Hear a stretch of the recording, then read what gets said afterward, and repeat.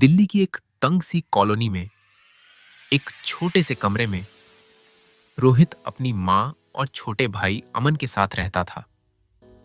उसका पिता 3 साल पहले हार्ट अटैक से चल बसा था। उस दिन के बाद घर की सारी जिम्मेदारियां सिर्फ माँ के कंधों पर नहीं बल्कि रोहित की आत्मा पर भी उतर आई थीं। 22 साल का रोहित कॉमर्स के फाइनल ईयर में था, लेकिन किताबों से ज्यादा उसका दिमाग ईएमआई, स्कूल की फीस, राशन के खर्च और बिजली के बिलों में उलझा रहता। रोहित ने अपनी पढ़ाई जारी रखने के लिए स्टूडेंट लोन लिया था, लेकिन हर महीने का ब्याज उसके दिल को परेशान करता था। माँ कुछ घरों में बर्तन धोने जाती थी, लेकिन उनकी तबीयत अक्सर खराब रहती थी। कॉलेज के बाद रोहित एक साइबर कैफे में काम करता था। दिन के 4 बजे से रात के 10 बजे तक प्रिंटिंग, फॉर्म भरना, स्कैनिंग, हर काम करता सिर्फ इसलिए कि घर चले और माँ को दवाइयाँ मिलती रहें। रात को थककर जब वो घर लौटता तो खामोश होता। कई बार आईने में खुद को देखकर सोचता, क्या मैं कभी इन हालातों से बाहर निकल पाऊंगा?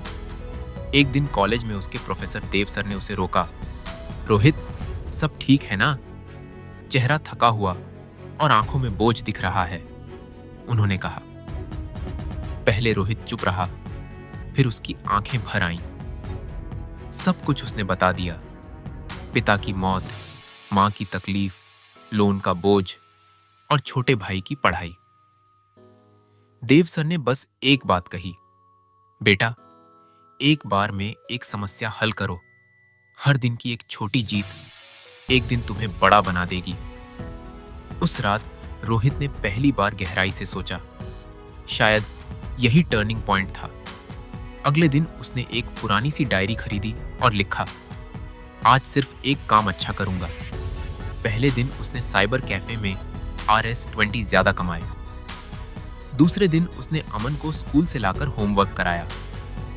तीसरे दिन माँ के लिए चाय बनाई। माँ मुस्कुराई।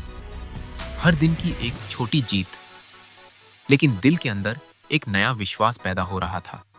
उसका दोस्त कबीर, जो उसके साथ हॉस्टल में रहता था, उसकी हालत जानता था। उसने रोहित को ऑनलाइन फ्रीलांसिंग के बारे में बताया, data entry, typing, online form भरना। रोहित ने रोज रात को 1 से 2 घंटे निकालकर यह काम करना शुरू किया। पहले हफ्ते RS800 कमाए। माँ ने कहा, बेटा, ये पैसे संभाल कर रखना, लेकिन कभी अपने लिए मिठाई भी ले आना। उस दिन रोहित ने अपने लिए RS20 का रसगुल्ला खरीदा। शायद जिंदगी का सबसे मीठा रसगुल्ला वही था। समय बीतता गया। कॉलेज की पढ़ाई खत्म हुई, लेकिन नौकरी नहीं मिली। ज्यादातर दोस्त प्लेसमेंट की चिंता कर रहे थे और रोहित, वो अब भी रोज डायरी में अपनी छोटी जीतें लिखता। आज RS300 कमाए। अमन ने कहा, भैया, तुम सबसे अच्छे हो। माँ की दवा समय पर आ गई। एक दिन उसे अमेरिका की एक कंपनी से RS6000 का काम मिला, डाटा एंट्री का। उसने पूरा काम समय पर किया। जब पेमेंट आई तो वो चुपचाप माँ के पास गया और बोला, माँ, देखो, मैंने खुद कमाया है। माँ की आंखों में आंसू थे। तू होता तो तेरा बाप तुझे गले लगा लेता, उन्होंने कहा। कुछ महीनों बाद रोहित ने अपने स्टूडेंट लोन की पहली किस्त खुद जमा की। बैंक वाले ने जब रिसीट दी तो उसके हाथ कांप रहे थे, लेकिन मन शांत था। 1 साल बीता। अब रोहित एक कंटेंट कंपनी में RS25,000 की नौकरी कर रहा है, घर से काम।